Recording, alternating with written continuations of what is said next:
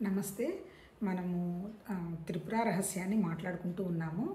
యాక్చువల్‌గా చెప్పాలంటే ఆల్రెడీ ఇంత పెద్ద ఇంట్రడక్షన్ అవసరం లేదేమో గానీ, మన దత్తాత్రేయుడికి, పరశురాముడికి జరిగినటువంటి సంవాదం ఎలా మన భగవద్గీతలో భగవాన్‌కి, అర్జునుడికి ఎలా అయితే బోధించాడో, ఇక్కడ దత్తాత్రేయుడు పరశురాముడికి బోధించాడు. ఎవరు అసలు ఈ దత్తాత్రేయుడు ఎవరు? అసలు సృష్టి మొదలైన తర్వాత సృష్టి మొదలవడానికి కారణం ఏంటి? వస్తువు కంటే ముందున్నటువంటి ఒక నిరాకారమైన దాంట్లో నుంచి ఒక మహత్తత్వ శక్తి అమ్మవారనండి, లేకపోతే భగవాన్ అనండి, లేదంటే రూపాలు నామాలన్నీ మనం పెట్టుకున్నవే. వాటికి ఏమి నిజం చెప్పాలంటే రూపం లేదు, నామం లేదు. కాకపోతే ఇక్కడేం పెట్టుకున్నాము? 3 పురాలను దాటినటువంటి ఒక శక్తి అని త్రిపుర అని పెట్టుకున్నాము. ఆ త్రిపుర ఏం చేసింది? తనకు ఒక ఇచ్చ కలిగిందట. ఏంటి? సృష్టి ఉంటే బాగుంటుంది అని. ఆమె వెంటనే ఎప్పుడైతే ఇచ్చ కలిగిందో ఆమెకి ఆ ఇచ్చకు అనుగుణంగా బ్రహ్మ, విష్ణు, మహేశ్వరులు వాళ్ళు ఉద్భవించారంటే మళ్ళీ ఇక్కడ మనం వాళ్ళు చెప్పారు కానీ, పేర్లు పెట్టారు కానీ, మనం ఇక్కడ నామరూపాలు లేనివి అని అనుకోవచ్చు.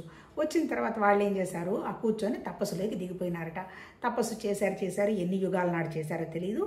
తపస్సు అయిపోయిన తర్వాత అప్పుడు కళ్ళు తెరిచిన తర్వాత మళ్ళీ అంటే ఏంటి? నాకు ఇక్కడ అర్థమైందంటే డీకోడ్ చేసుకుంటే తపస్సు అంటే ఏంటి? ఆ ఆలోచనని ఏంటి? సృష్టి ఉంటే బాగుంటుంది అనేటువంటి ఆలోచన వచ్చింది కదా, ఇచ్చ. మరి ఆ ఇచ్చ నెరవేరాలంటే ఏం కావాలి? జ్ఞానం కావాలి. జ్ఞానం అంటే ప్లానింగ్ జరగాలి కదా. అసలు సృష్టి ఏంటి? ఎవరెవరు ఉండాలి? ఎక్కడ ఉండాలి? వాళ్ళు ఏం చేయాలి? వాళ్ళు ఎందుకు వస్తున్నారు? ఇదంతా ప్లానింగ్ చేయాలి కదా. అంటే ఏంటి? ఈ బ్రహ్మ, విష్ణు, మహేశ్వరులు అనేవాళ్ళు కూడా అంటే ఏంటి? సృష్టి చేద్దాము అనేటువంటి ఒక విచారణకి ఒక ప్లానింగ్ జరిగి ఉండొచ్చు. అంటే ఏంటి? ఆ జరిగిన తర్వాత అప్పుడు మళ్ళీ దాన్ని యాక్షన్కి రావాలి కదా. బ్రహ్మ యాక్షన్ చేయాలన్నమాట. అప్పుడు ఈవిడ ఏం చేస్తుంది? మళ్ళీ ఎవరు? ఈ నిరాకారమైనటువంటి ఈ త్రిపురాదేవి వచ్చి, మీరు చాలా సంవత్సరాలు చేశారు, ఇంకా పోయి సృష్టి చెయ్యండి అని ఆమె దోన ఉంది. అంటే అర్థం ఏంటబ్బా? సృష్టి చేద్దామనేటువంటి ఆలోచన, ఇచ్ఛాశక్తి, క్రియాశక్తి, ఆ తర్వాత జ్ఞానశక్తి, ఈ 3 కూడా నిజం చెప్పాలంటే సృష్టి వ్యక్తం అవడానికి ఆలోచనలు అయ్యి ఉండొచ్చు. సరే, వాటెవర్ ఇట్ మేబీ, ఇది నా సొంత పెత్తనం వద్దు. ఇప్పుడు బ్రహ్మ, విష్ణు, మహేశ్వరులు వచ్చిన తర్వాత బ్రహ్మ ఏం చేశాడు? ఎక్కడుంటే సృష్టి బాగుంటుందని చూస్తే ఆకాశం అంతా ఖాళీగా ఉంది కదా అని ఆ ఆకాశాన్ని చూడడంతో తనకు ఒక చలనం వచ్చింది అంటారు. చలనం అంటే ఏంటబ్బా? ఒక ఆలోచనని అనుకోవచ్చు. అంటే ఏంటి? బ్రహ్మకి చలనం రావడంతో ఆ చలనం ఏమైంది? గాలి. రెండోది వచ్చి మన స్పర్శ కదా. అంటే స్పర్శ అంటే ఏంటి? మనం బ్రీతింగ్ తీసుకునేది ప్రాణం కదా. ఖాళీ వచ్చి ఆకాశతత్వం. ఆ ఆకాశతత్వంలో ఆలోచనతోటి ఆయన వాయువు జనరేట్ అయింది. వాయువు ఎప్పుడైతే అయిందో స్పర్శ అనమాట. ఆ వాయువు రావడంతో ఈ వాయువు, ఈ శబ్దం కలిసి ఫోర్స్ చేసిన తర్వాత అప్పుడు ఏమొచ్చింది? అగ్ని వచ్చింది. అగ్నిలో నుంచి ఒక రూపం, అగ్ని రూపం వచ్చింది. ఈ అగ్ని రూపంలో నుంచి జలం వచ్చింది. జలంలో నుంచి భూమి కనపడింది. నిజం చెప్పాలంటే అట్లా మన సృష్టికి కనుక మనం ఇమాజిన్ చేసుకుంటే, అంత దూరం వెళ్ళి నేను ఇమాజిన్ చేసి చెప్పటం కరెక్ట్ కాదేమనిపిస్తుంది కానీ, మన ఋషులు వాళ్ళు ఏది అనుభవంలోకి తెచ్చుకున్నారో దాన్ని వాళ్ళు మనకు అందివ్వడానికి వాళ్ళ ప్రయత్నం వాళ్ళు చేశారు. అంటే ఏంటి? బ్రహ్మ, విష్ణు, మహేశ్వరులలో ఇక్కడ బ్రహ్మ సృష్టి చేయడంతో ఈ సృష్టిని ఎవరు మెయింటైన్ చేయాలి? మరి ఆహారాలు గిహారాలు అన్నీ కావాలి కదా, విష్ణుమూర్తి. మళ్ళీ దాన్ని లయం చేసేది ఎవరు? మళ్ళీ ఈశ్వరతత్వం. ఇలా సృష్టి మొదలైన తర్వాత అమ్మ నాకు కష్టంగా ఉందన్న తర్వాత మళ్ళీ వాళ్ళకి అర్ధనారీశ్వరులని మళ్ళీ పెట్టారు. ఇవన్నీ కూడా మన మహారుషుల ఆలోచనలు అయ్యి ఉండొచ్చు. Whatever it maybe. టోటల్గా ఏంటంటే సృష్టి వ్యక్తమైంది, సృష్టి మెయింటైన్ అవుతుంది, మళ్ళీ సృష్టి లయం అవుతుంది. ఈ లయం అవుతున్నటువంటి ఈ 3 స్థితుల్లో ఒక నిరాకారమైనటువంటి ఒక వండర్ఫుల్ శక్తి అయితే ఉంది. అట్లా సృష్టి వ్యక్తమైంది. ఈ బ్రహ్మ, విష్ణు, మహేశ్వరుల యొక్క అంశ ఎవరు? దత్తాత్రేయుడు. ఈ దత్తాత్రేయుడు ఎవరికి బోధించాడు? ఈ తత్వం గురించి పరశురాముడు బోధించాడు. పరశురాముడు ఎవరికి బోధించాడు? సుభేదునుడు అని ఆయనకు బోధించాడు. ఈ పుస్తకాన్ని ఆ అమ్మ దయ వల్ల, ఆ అమ్మ ఉపాసన వల్ల ఈ సుభేదుడు ఈ పుస్తకాన్ని రాశాడు. రాసిన తర్వాత ఈ రాయడంలో ఈ డిస్కషన్ మళ్ళీ ఎక్కడొచ్చింది? మళ్ళీ దీన్ని కూడా ఈ సుభేదనుడు దీన్ని ఎవరికి బోధించాడు? మన నారదుడికి బోధించాడు. అంటే చూడండి ఎంత పాతకాలమైందో, లేకపోతే ఋషులు మన నారదుడిని కూడా ఊహించారో మనకు తెలియదు. ఈ బోధించిన దాంట్లో ఏం చెప్పాడు? ఈ సుభేదనుడు ఈ పుస్తకాన్ని 3 వ్యవహారాలుగా రాశాడు. ఒకటేంటి? త్రిపురాదేవి యొక్క మహత్యం, అంటే అమ్మ శక్తి యొక్క మహత్యం. రెండోది ఏంటి? అసలు జ్ఞానం అంటే ఏంది? 2. మూడోది ఏంటి? చర్య, అంటే ఎలా మనం ఉపాసనలు చేయాలి అని యాక్షన్ అయి ఉండొచ్చు. కాకపోతే ఇక్కడేంటి మహత్యం గురించి పెద్దగా ఇన్ఫర్మేషన్ ఎక్కువేమీ లేదు. కాకపోతే ఈ బ్రహ్మపురాణం లేకపోతే శివపురాణం వాటిలో అమ్మవారి శక్తిని ఏదో కొంచెం యాడ్ చేసుకొని ఉండొచ్చు. 2, 3 వచ్చి అసలు చర్యకు సంబంధించింది అయితే ట్రేస్ కాలేదంటే ఇది కొద్దో గొప్ప తప్ప ఎక్కువగా ట్రేస్ అయిందంతా కూడా జ్ఞానమే. అందుకే ఇది చదువుతున్నప్పుడల్లా నాకేమనిపిస్తుందంటే భగవద్గీతకి దీనికి పెద్ద డిఫరెన్స్ లేదు అని అనిపిస్తుంది. కాకపోతే భాష మారింది తప్ప సిద్ధాంతం ఒకటే. ఇక్కడ చెప్పింది ఏంటి, ఇలా సృష్టి వ్యక్తం అయిపోయింది కదా, ఈ వ్యక్తం అయిపోయిన తర్వాత ఇక్కడ ఏం చెప్తాడు, ఇప్పుడు మహత్యంలో ఏం చెప్తాడు, మనం ఆల్రెడీ ఒక 5 చాప్టర్స్ చదువుకున్నాం కదా. ఇప్పుడు పరశురాముడు ఎవరు, పరశురాముడి స్థితి, ఆ తర్వాత ఏంటి, పరశురాముడు కర్మ చేశాడు, యజ్ఞం చేశాడు, ఇన్ని చేసినా కానీ పరశురాముడికి శాంతి రాలా. ఆ తర్వాత ఆయన ఒక సత్సంగంలో ఒక మనిషిని కలిశాడు, ఎవరు, సంవర్తుడు అనేటువంటి ఋషిని. కలిసిన తర్వాత సంవర్తుడు ఏం చెప్పాడు, నువ్వెవరు అని అడుగుతాడు. నువ్వెవరని నువ్వు నన్ను తెలియకుండా అడిగావు అంటే ఇంకా నీకు అంటే నీకేమీ తెలియదు, పిండిని పిండి కొట్టినట్టుగా ఉంటుంది. అంటే ఏంటి, నువ్వెవరు నేనెవరు అనేటువంటి విషయం నాకు తెలిసిందనుకోండి, నాకు అంతా అర్థమైపోయినట్టే. ఎందుకు, ఇంకా అది పిండి అయిపోయింది అనమాట. ఏంటి పిండి అయిపోయింది, నా జ్ఞానం పిండి అయిపోయింది. ఇప్పుడు ఏమడిగాడు పరశురాముడు, నువ్వెవరు అని అడిగాడు. అంటే నువ్వు అడిగావు కాబట్టి నీకు ఈ విషయం తెలియడం లేదు అని నాకు అర్థమవుతుంది. నాలో ఉన్న చైతన్యాన్ని నువ్వెవరని అడిగావా, నీ కంటికి కనపడుతున్నటువంటి అన్నమయ శరీరాన్ని పేరుని అడిగావా అంటాడు. అంటే ఏంటి, నీకు ప్రశ్న వేయడం కూడా అడిగేంత జ్ఞానం నీకు లేదు అంటాడు. అప్పుడు పరశురాముడికి పాపం ఏమొస్తుంది, యాక్చువల్గా అయితే మామూలుగా అయితే కోపం వచ్చి మునిని ఏదో ఒకటి చేస్తుండేవాడే. కానీ ఏమైనాడు, శ్రీరామచంద్రుడిని చూసిన తర్వాత ఇంత చేసినా నాకెందుకు క్రోధం తగ్గలేదు, నాకెందుకు శాంతి రావటం లేదు, నాకు ఇంకా ఏదో తెలుసుకోవాల్సి ఉంది అనేటువంటి అవగాహనకు వచ్చాడు. కాబట్టి అంత తన గొప్పతనం చూపించకుండా అప్పుడు అడుగుతాడు, నిజమేను, నా నా నా బుద్ధికి పదును కూడా పోయింది. యాక్చువల్గా ఒక పుస్తకం కూడా రాశాడట అప్పటికేంటి, ఏదో ఒక స్మృతితో రాశాడు. అంటే ఏంటి, పరశురాముడు అనేవాడు బ్రహ్మచర్యంతో, ఆ తర్వాత రాజులకు ఉండేటువంటి పౌరుషంతో, అంటే అన్ని క్వాలిటీస్ ఉన్నటువంటి వండర్ఫుల్ వాడనమాట. కానీ ఈ పుస్తకంలో పరశురాముడిని ఎందుకు తీసుకున్నారు, పరశురాముడికి మంచి రజోగుణం, అంతే కదా. మానవుడు అంటే రజోగుణం, అంటే వీళ్ళు దేవతల్లాగా ఋషుల్లాగా పుట్టినా వాళ్ళకి రజోగుణం పోలేదనమాట. కానీ ఇక్కడికి వచ్చే సత్సంగులు ఆయన కలిసేటప్పటికే రజోగుణం తగ్గిపోయి ఇక నాకేదో తెలుసుకోవాల్సి ఉంది అనేటువంటి విషయంగా సత్సంగకు మొదలైంది. అప్పుడు అడిగాడు, నాకు ప్రశ్న అడగడం కూడా రావడం లేదు, నాకు మరి కాకపోతే మనశ్శాంతి లేదు, ఏమి లేదు, నువ్వు నాకు శిష్యుడిగా స్వీకరించని కాళ్ళ మీద పడతాడు.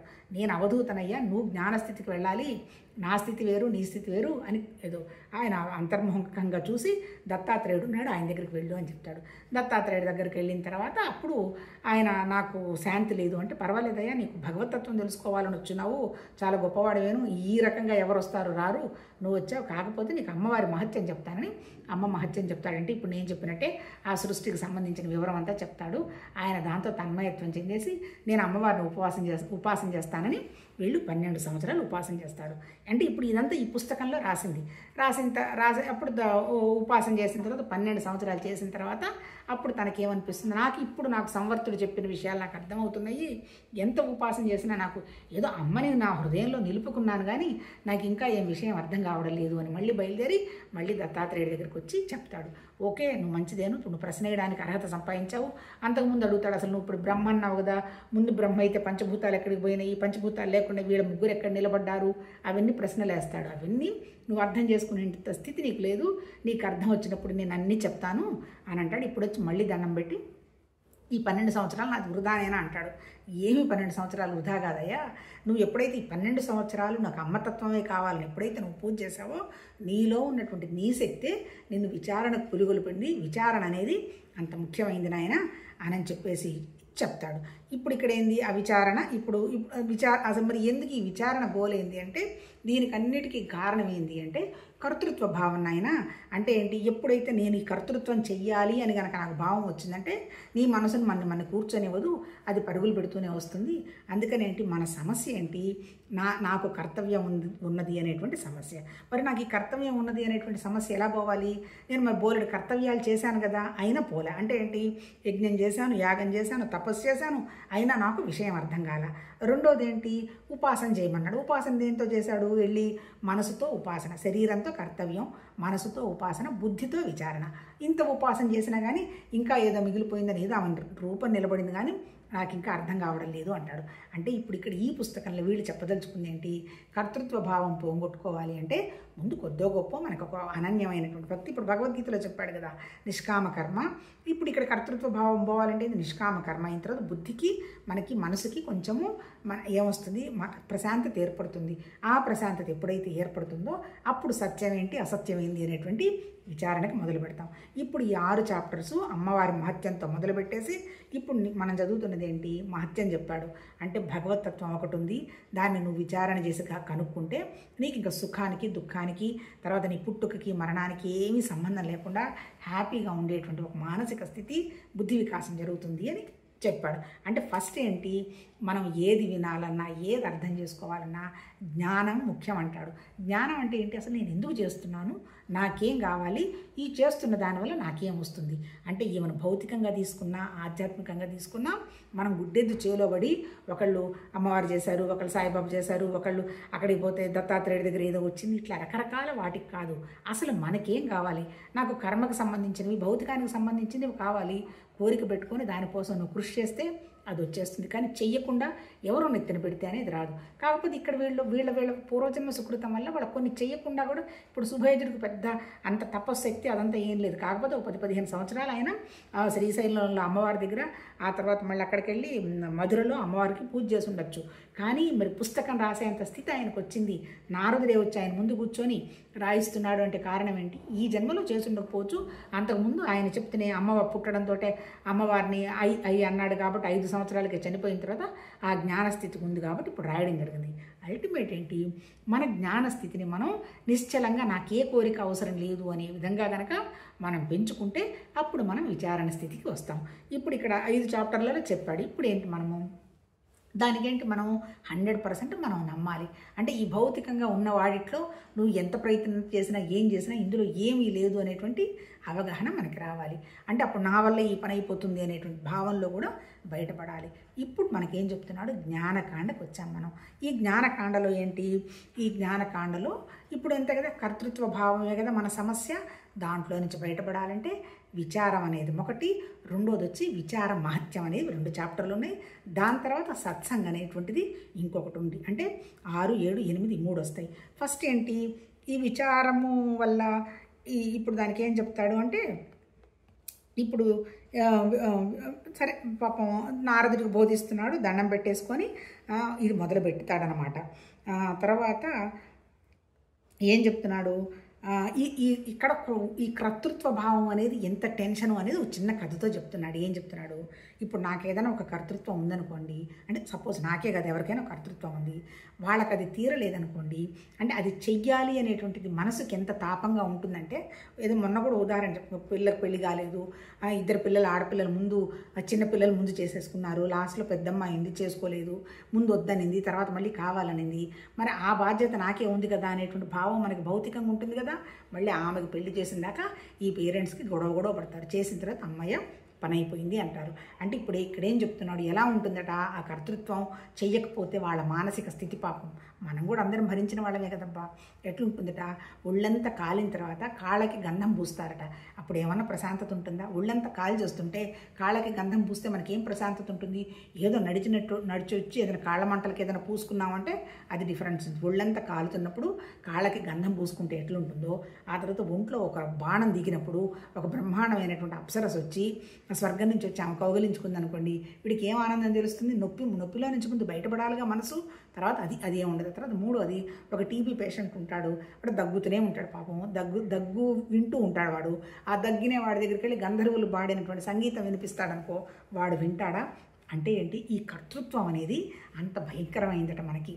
అంటే ఏంటి, దాంట్లో నుంచి బయటపడాలంటే మార్గం ఏంది, విచారణే అంటాడు. అంతే కదా, అసలు ఈ కర్తృత్వం నాకు అవసరమా? పెళ్ళయింది, వెళ్ళిపోయినారు, పెద్దవాళ్ళు అయిపోయినారు, పిల్లలు అనుకో, ఏదైనా మన భగవంతుడి దగ్గర ఏదైనా మనకు అవకాశం ఇస్తే ఏదో పరమాత్మ తత్వభావంతో జరుగుతుంది అనేటువంటి కండక్ట్ చేయగలిగితే పర్వాలేదు. కాదు అమ్మా కనండి, పిల్లల్ని కనండి, అది అవసరం ఇది అవసరం అని మళ్ళీ వీళ్ళంతా వాళ్ళకి బోధనలు మొదలు పెడతారు. అంటే ఎప్పుడైతే ఈ కోరిక ఎవరికి తీవ్రంగా ఉంటుంది, నిజం చెప్పాలంటే పిల్లల కంటే కూడా ఈ పెద్దవాళ్ళకి ఈ కోరిక తీవ్రం ఉంటుంది. వాళ్ళది ఎస్సో ఏదో చెప్పిందాక వీళ్ళకి ఘర్షణే. అంటే వాళ్ళ పిల్లలు స్కూళ్ళలో చేరేది వీళ్ళ ఘర్షణే, మళ్ళీ వాళ్ళ పిల్లలకి పెళ్ళిళ్ళు కావాల్సింది వీళ్ళ ఘర్షణ. ఏమండి, మా మనవరాలకు సంబంధం చూడండి, ఎందుకు నీకు మనవరాల సంబంధం అయిపోయింది కదా, పిల్లలకి చేసావు కదా, నెక్స్ట్ ఏంది అది నీ కర్తృత్వం కాదు కదా, అయిపోయింది కదా అంటే అలాంటి స్థితికి ఈ భౌతికంగా రాడు కాబట్టి 24 గంటలు ఇప్పుడు నేను చెప్తేనే ఈ ఎట్లా ఇట్లాంటి బాణాలు తగిలించుకున్నట్టు, తర్వాత ఒళ్ళు కాల్చుకున్నంత తపనతో ఉన్నట్టు, ఆ తర్వాత ఇంకోటి ఏంటి అంటే గంధర్వం మంచి పాట వినిపిస్తామన్నా వినిపించుకోలేనంత క్షయవ్యాధి రోగిలాగా అట్లా ఉంటుందట ఈ కర్తృత్వ భావం. అందుకని కర్తృత్వ భావం వదలకపోతే అంటే ఏంటి మనకి ఇబ్బంది. కాకపోతే భగవద్గీతలో ఏం చెప్పాడు, కర్తృత్వం ఉండొచ్చు కానీ ఈ ఫలానికి ఆశించవాకు. ఫలం ఆశించకపోతే అదేదో మనం వాలంటరీ వర్క్ అని చేస్తామే, హాయిగా పని చేయమంటారు, హాయి కమ్మగా తింటుంటారు, మాట్లాడుతుంటారు సరదాగా. అది ఎన్ని పచ్చిమిరపకాయలు వచ్చాయో ఎవరికి లెక్క కూడా ఉండదు. ఏదో ఒకళ్ళు 2 ఓలుస్తారు, ఒకళ్ళు 3 ఓలుస్తారు, అక్కడ సరదాగా స్పెండ్ చేస్తారు, వెళ్ళిపోతారు. ఎందుకు వాళ్ళ మీద ప్రెషర్ ఏం లేదు. ఏదో అందరూ కూర్చున్నారు, అక్కడ కబుర్లు చెప్పుకుంటున్నారు, మనం పోయి 2 పచ్చిమిరపకాయలు తొడుగులు తిద్దామని పోతాం. దానికి పెద్ద శ్రమ లేదు, దానికి బలవంతం లేదు. అంటే అదే కర్తృత్వం అయితే, ఇదిగోనమ్మా ఈ పచ్చిమిరపకాయలన్నీ నువ్వు ఒలిచి ఇవ్వకపోతే నీకు డబ్బులు రావు అన్నావు అనుకో, అప్పుడు ఏం చేస్తాము, టకా టకా టకా టకా అరగంటలో మూడు ఏమంటారు దాన్ని 3 బుట్టలు పచ్చిమిరపకాయలు ఒలిచి అక్కడ పడేస్తాం. ఎందుకు, డబ్బులు వస్తున్నాయి కాబట్టి. అంటే ఇక్కడ చెప్పింది ఏంటి అంటే, నీకు ఇచ్చినటువంటి ఏ కర్మ కూడా ఇలా వాలంటరీగా చేసుకుంటూ పోయినావు అనుకో, జస్ట్ రిలాక్సింగ్గా ఉంటావు. మరి నీకు ఆ స్థితి రావాలంటే నీకు ఎలా తెలుస్తుంది, విచారణ చేస్తే తెలుస్తుంది అంటాడు. అంటే ఏంటి విచారణ అంటే మనం ఎంక్వైరీ చేస్తే తప్ప అది తెలిసే ఛాన్స్ లేదు. అందుకని ఇంకా ఏంటి విచారం ఎట్లా చేయాలి. ఇప్పుడు ఒక రాజు ఉన్నాడు, ఈ రాజుకు వచ్చేటువంటి సుఖం, వాడు బ్రహ్మాండంగా పరిపాలన చేస్తున్నాడు, బోలెడు రాజ్యాలు జయిస్తున్నాడు, అంతా ఉంది. మళ్ళీ వీడికి సాయంత్రం అయ్యేటప్పటికి ఆ రాజ్యం మీద కూడా కన్నేసి అక్కడికి కూడా పోదామేమోనని టెన్షను. అంటే ఏంటి, అట్లాగే ఒక అడుక్కునేవాడు ఉంటాడు, బిచ్చగాడు అనుకోండి, వాడు పోతాడు, ఏదో పాపం 4 ఇళ్లలోనో 3 ఇళ్లలో తెచ్చుకుంటాడు, బోలెడు ఫుడ్ వస్తుంది, వాడు పరమానందం పొందిపోతాడు. ఎందుకు, ఈ రోజుకి నాకు రేపు ఎక్కడికి వెళ్ళక్కర్లా, రేపు నేను 1 గంటకు నిద్ర లేచిన చాలు, ఈ బ్రెడ్ ఏం చెడిపోదు కదా, రేపు మధ్యాహ్నం తింటాను నేను హాయిగా పడుకొని నిద్రపోతాడు. అంటే అర్థమైంది, ఈ రాజ్యాలని జయిస్తున్న రాజు కర్తవ్యానికి ఈ అడుక్కొని భోజనం తెచ్చుకుందామన్న బిచ్చగాడి కర్తవ్యానికి తేడా ఏంది, 2 ఒకటే అంటాడు. అంటే ఏంటి, అన్నీ 2. ఇప్పుడు ఇక్కడ చెప్పదలుచుకుంది ఏం లేదబ్బా, భౌతికంగా ఏం జరుగుతున్నా జస్ట్ టెంపరీ తప్ప ఇంకొకటి ఏమీ లేదని ఆయన చెప్పదలుచుకున్న తర్వాత ఇంకేం చేశాడు, సరే ఇంకా ఇట్లాంటి కర్తవ్యాలు నేను ఎలా వదిలించుకోవాలి, ఇప్పుడు నేను కర్మ చేశాను నాకు వదలలేదు, ఉపాసన చేశాను మానసుతోటి వదలలేదు, నేను మళ్ళీ 12 సంవత్సరాలు ఉపాసనకి నా టైం వేస్ట్ అయిందేమోనని మళ్ళీ మన దత్తాత్రేయుని కలవడానికి పరశురాముడు వెళ్ళి దండం పెడతాడు. ఏమయ్యా బాగున్నావా, ఆరోగ్యం బాగుందా అని అడుగుతాడు. నా ఆరోగ్యానికి ఏమండి, మీ శిష్యర్యానికి వచ్చిన తర్వాత నా ఆరోగ్యం వండర్ఫుల్గా ఉంది, నాకేం ఇబ్బంది లేదు, నేను హ్యాపీగా ఉన్నాను, నీ ఏమంటారు దాన్ని నిత్య నైమిత్తిక కర్మలన్నీ జరుగుతున్నాయి అంటాడు. జరుగుతున్నాయి అంటాడు. మరి ఇక్కడ చెప్పదలుచుకుంది ఏంటి, భగవద్గీతలో కూడా ఇప్పుడు నాకు తెలిసింది అంతా ఒకటేను, భగవతత్వం తప్ప ఏమి లేదు, నేను భగవంతుణ్ణి అనేటువంటి భావంలో ఉన్నాను అనుకుందాం కాసేపు. అన్నంత మాత్రాన మనం చేయాల్సిన రెగ్యులర్ పనులు వదలద్దంటాడు. ఎందుకు, దానివల్ల నీకేమీ లాభం రాదు.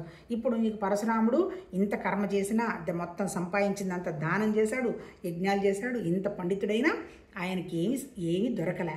అట్లాగే ఉపాసన చేశాడు 12 సంవత్సరాల నుండి, అక్కడ దొరకల. అయినా సరే దొరకదు అని తెలిసినా మనకి మనశ్శాంతి ఉండాలి, అంటే మనకిచ్చిన పనులు మనం చెయ్యాలి అనేటువంటి నిత్య నైమిత్తిక వల్ల నీకు లాభం లేకపోయినా ఆ పనులు జరగాలి అంటాడు అని అడుగుతున్నాడు. నీ నిత్య నైమిత్తిక పనులన్నీ సక్రమంగా జరుగుతున్నాయా నాయన, నువ్వు ఆరోగ్యంగా ఉన్నావా, సంధ్యావందనం జపం అవన్నీ చేసుకుంటున్నావా అంటాడు.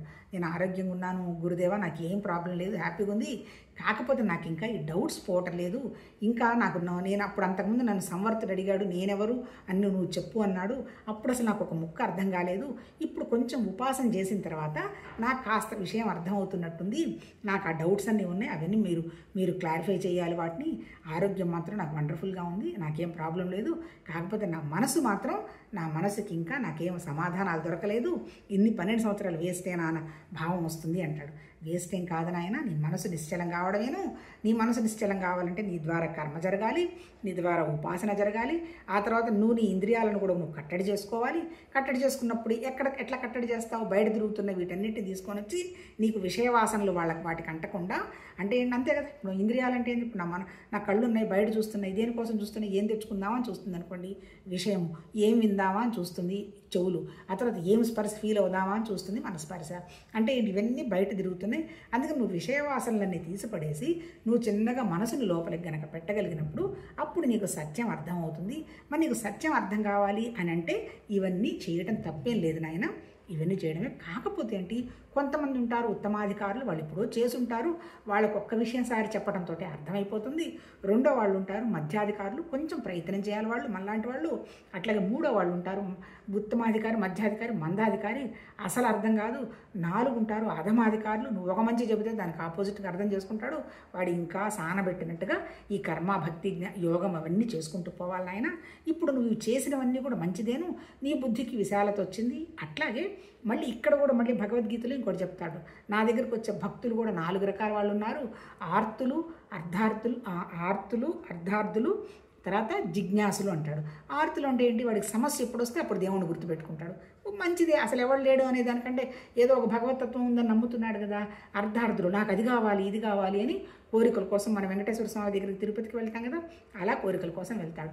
మూడో వాడు ఉంటాడు, వాడు జిజ్ఞాసి. ఏంటి గోల, ఇన్ని సంవత్సరాల నుంచి తిరుపతి వస్తున్నాను, ఏం సాధించాను, రోజు దీపారాధన చేస్తున్నాను, ఏం సాధించాను, రోజు ఎప్పుడు పోయినా సర్వీస్ చేస్తున్నాను, ఏం సాధించాను, దానం చేస్తూనే ఉన్న సంపాదించిన దాంట్లో సగం ఏం సాధిస్తున్నాను అన్నవాడు జిజ్ఞాసి. వాడికి విచారణ చేయాలని వస్తుంది. కాకపోతే నీకు ఆ విచారణ చేసే శక్తి ఇప్పుడు వస్తుంది, నువ్వు ఇవన్నీ చేసావు కాబట్టి ఆ నిరాకారమైనటువంటి భగవతత్వం నీ హృదయంలో ఉండి నీకు మార్గం చూపిస్తోంది.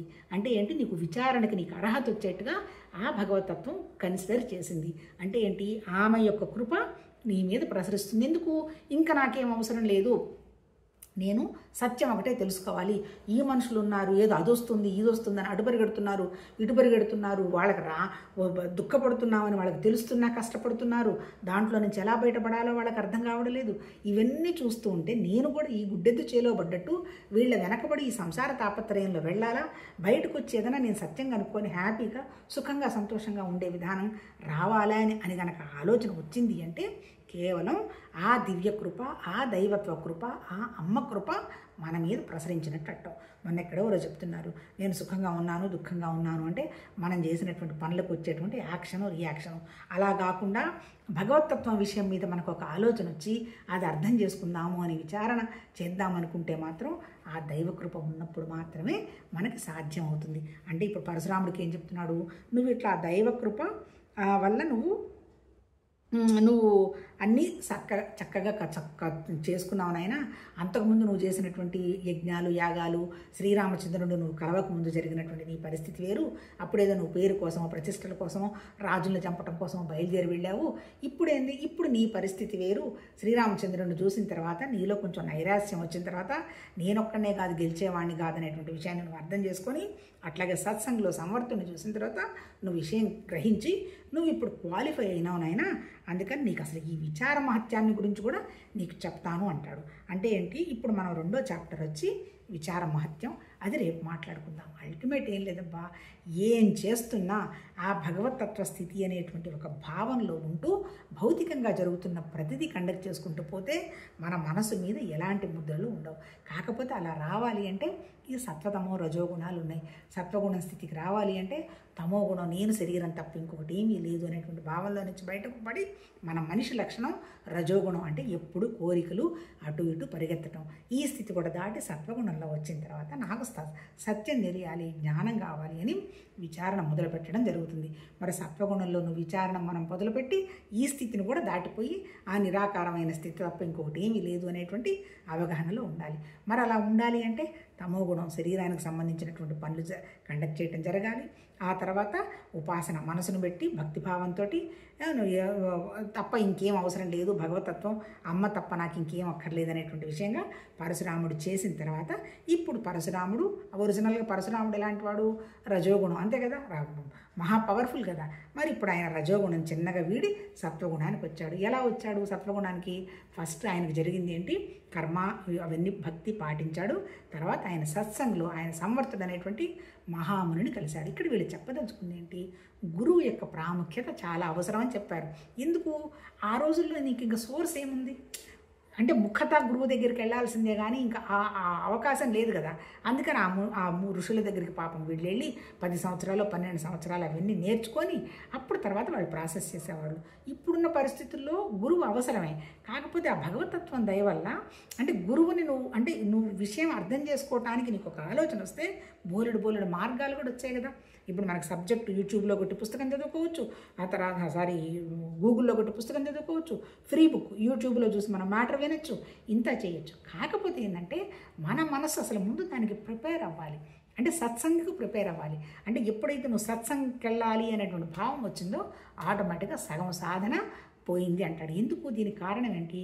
మనకి ఎలాంటి ఆలోచనలు ఉంటే మనం అలాంటి మనుషుల్ని కలుస్తాం. ఇదంతా నిజం చెప్పాలంటే ఈ దైవత్వానికి సంబంధించిన పుస్తకాలన్నీ దేవుడికి చెప్పింది ఏం చెప్పలేదబ్బా. నిరాకారమైన దాంట్లో వ్యక్తమైంది ఏదో ఇన్ని పేర్లు బోర్లు పెట్టారు, కానీ అల్టిమేట్గా మన మనస్సుని ఎలా మనం మార్చుకుంటూ మన బుద్ధిని ఎట్లా ఒకే విషయం మీద నిశ్చయాత్మక బుద్ధి పెట్టి మనం అంటే ఏంటి ఒకే విషయం మీద మనసు పెట్టి ఆ పెట్టిన మనసుకి నాకు తేడా లేదని గ్రహించిన విషయమే చెప్పారు. దాన్ని ఆపుతున్నది ఏంటి? మన ఆలోచనలు దేని మీద పెడితే ఆ మనుషుల్ని కలుస్తాం, అంతే కదా. ఇప్పుడు పిల్లలకు కూడా మేము అదే చెప్తూ ఉంటాం, మీకు ఏ పని చేయాలంటే వాళ్ళ ఆటోబయోగ్రఫీలు చదవండి అన్న, వాళ్ళు ఎంత కష్టపడి అందులో పైకి వచ్చారో మనకు తెలుస్తుంది. వాళ్ళలో కొద్దో గొప్ప కనీసం 5-6 పాయింట్లైనా మనం నేర్చుకోవడం జరుగుతుంది అంటాం.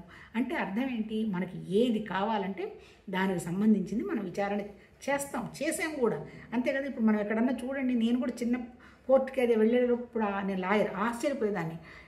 ఇప్పుడు ఒక అమ్మాయి వస్తుంది, కొత్త అమ్మాయి, 2 days అయిన తర్వాత ఈ అమ్మాయి వైబ్రేషన్స్ వాళ్ళ ఆలోచనలు కలిసిన వాళ్ళలో వెళ్ళి ఆ గ్రూప్లో కూర్చుంటుంది. అక్కడంతా గ్రూపులు కూర్చుంటారు, ఒక 6, 7, ఒక 10 మంది అని.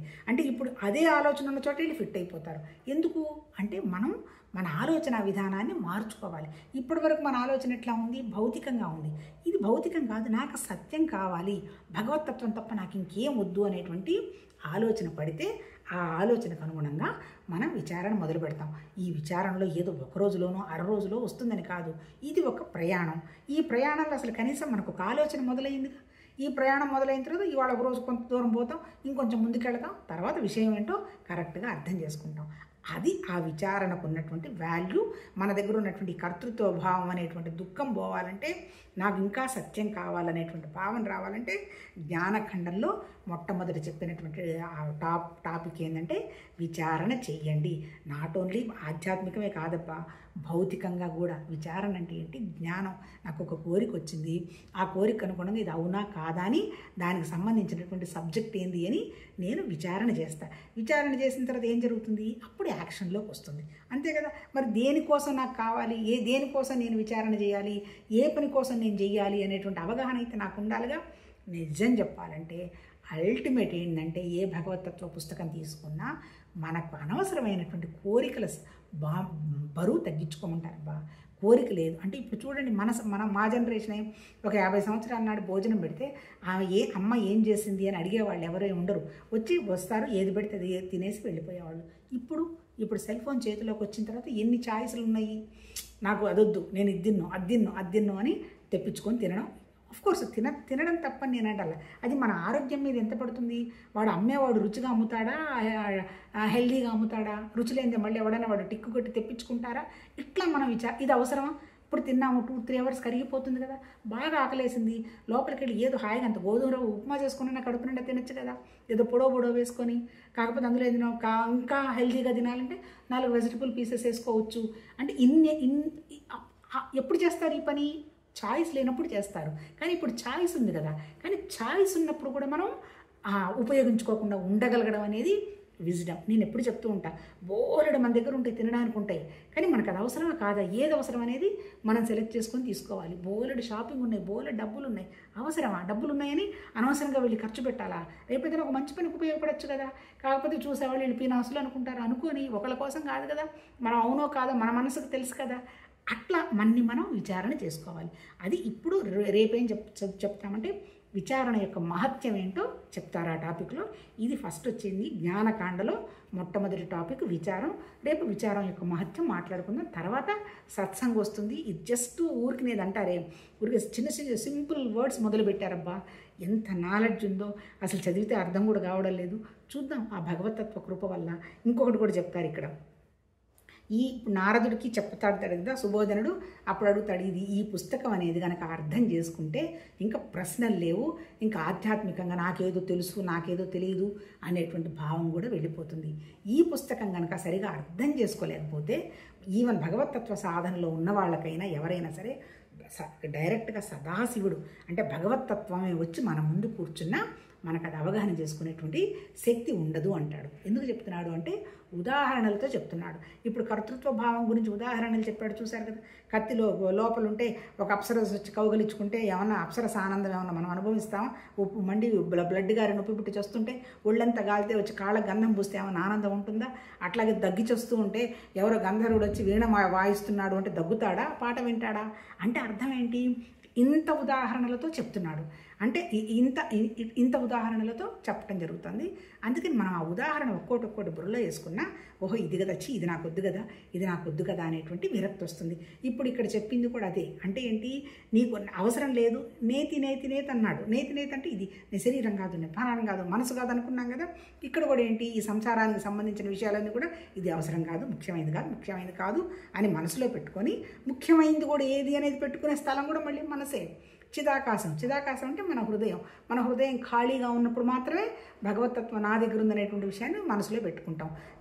అప్పుడు నీకు నీ చిదాకాశం ఖాళీని నువ్వు గ్రహించాలంటే నీ చిత్తాకాశం ఖాళీగా ఉండాలి. చిత్తాకాశం అంటే మనసు ఖాళీగా ఉండాలి. అంటే మనసు కర్తృత్వాలు బొత్తుత్వాలు అవి చేయాలి ఆ కోరికలు ఈ కోరికలు అనేటువంటి విషయంలో బ్యాలెన్స్ వచ్చినప్పుడు అప్పుడు నువ్వు పరమాత్మతత్వం విచారణకి వెళ్తావు. విచారణ వల్ల ఏంటి వస్తుంది? ఏంది బాగానే ఉన్నాం కదా అంటుంటారు. ఏం బాగానే ఉంటామని కాదు, నువ్వు ఎన్ని సుఖాలు అనుభవిస్తున్నా ఇది టెంపరీ అని కొద్దో గొప్ప ఆలోచన ఉన్న వాళ్ళకి అందరికీ తెలుస్తుంది. ఇంకా కూడా చెప్తాడు ఇందులోనే, అసలు ఏమి సుఖం తెలియదు అనుకోండి, వాడికి ఏదో సడన్గా ఒక సుఖం వచ్చిందనుకోండి, వాడు అత్యుత్తంగా ఆనందపడతాడు. ఇప్పుడు పాతకాలం జనరేషను, ఇప్పుడు వాడు అవన్నీ చూసేశాడు. వాడికి ఏమన్నా ఒక కారు కొన్నారు, వాడికి ఏం పెద్ద గొప్ప లేదు, ఒక విల్లాలో ఉన్నారు, ఏం గొప్ప లేదు. మరి వాడు ఎంత గొప్ప విషయం అయితే వాడు సంతోషపడతాడు అనేది అంటే అర్థం ఏంటి? ఇప్పుడు అలాంటి సంతోషాన్ని వాడు చూశాడు. సపోజ్ పోయినాయి ఆ సంతోషాలు, పోయినప్పుడు వాడు ఎంత దుఃఖపడతాడు? అంటే ఇప్పుడు నాకు అవన్నీ లేవు, ఇప్పుడు ఉన్నాయి కదా, చాలా సంతోషంగా ఉన్నామని అవేవి లేకుండా ఉన్నవాడు ఆనందపడతాడు. సపోజ్ ఇవేమన్నా పోయినాయి అనుకోండి, వీడి దుఃఖం అనేది ఇంకోటితో కంపేర్ చేయడానికి అవకాశం ఉండదట. అంతే కదా. ఏమి తెలియనోడికి ఏదన్నా వస్తే ఆనందపడతాడు. అన్నీ ఉన్నవాడికి పోయిన తర్వాత వాడు కారులో తిరిగేవాడు రేపు నడుచుకుంటూ వెళ్ళాల్సి వస్తే వాడు బాధపడతాడు. అంటే ఏంటి? ఇవన్నీ కూడా ఏంటి? నువ్వు విచారణ చేసి కనుక్కోవాల్సిన విషయాలు అంటాడు. అంటే మన మీద మనమే విచారణ చేసుకొని, అంటే అర్థం ఏంటి? మన మనస్సు కనుక నిశ్చలమైపోతే, ఏ ఆలోచన లేకపోతే ఖాళీగా ఉన్నటువంటి ఆ భగవతత్వాన్ని మన హృదయాకాశంలో మనం అబ్జర్వ్ చేస్తాం. అందుకని ఎంటీ అంటుంటారు. ఏంటి ఎంటీ? ఆలోచనలు ఎంటీ కావాలి, కోరికలు ఎంటీ కావాలి, పరుగులు పెట్టడం ఎంటీ కావాలి, ఇంకా చాలు అనేటువంటి సంతృప్తి కంటెంట్మెంట్ రావాలి, ఇంకా నాకు అవసరం లేదు అనేటువంటి భావన రావాలి. భావం ఎప్పుడు కుదురుతుంది? విచారణ చేసినప్పుడే కుదురుతుంది అన్నాడు. రేపు విచారణ మహత్యం మాట్లాడుకుందాం, తర్వాత సత్సంగం. నమస్తే.